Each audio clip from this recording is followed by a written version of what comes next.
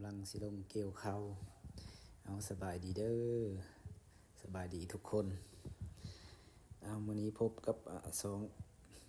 ผู้ไทยเมืองลาวคือเก่าพี่น้องวันนี้จะพามาเบิ่งบรรยากาศตรงไหนตรงหน้าพามาเบิ่งบรรยากาศการเกี่ยวเขา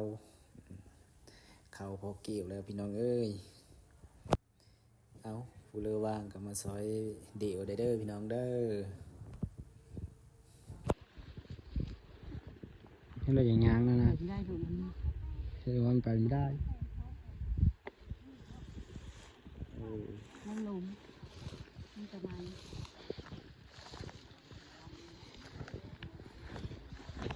มาเด้อมันไปเกี่ยวข้าวเด้อ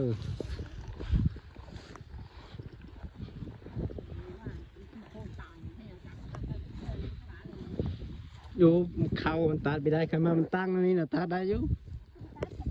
ปล่อยทำดี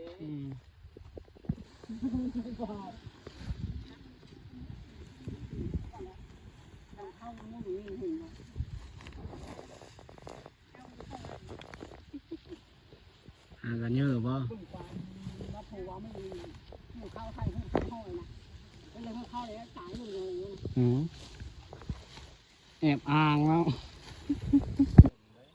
คำเลยพี่น้องเกี่ยวแต่สาวจุ่มตะวิน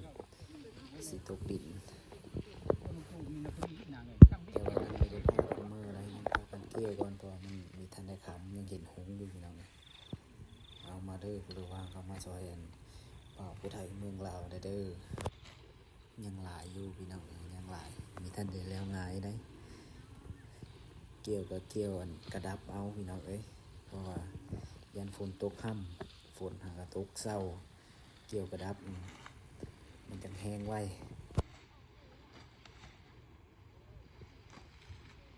อริเจนคือเห็นจบแล้วคือไปอีกบ่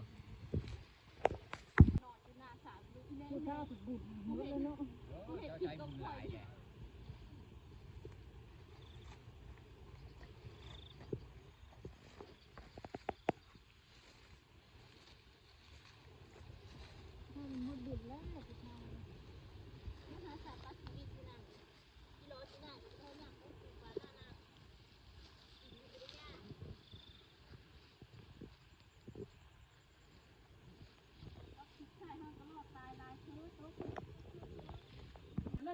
แล้วเป็นตะเกียบคำพี่น้องจนคำแต่เป็นกำลังสีตุดิดตอนนี้กำลังกะเกมเครื่องของ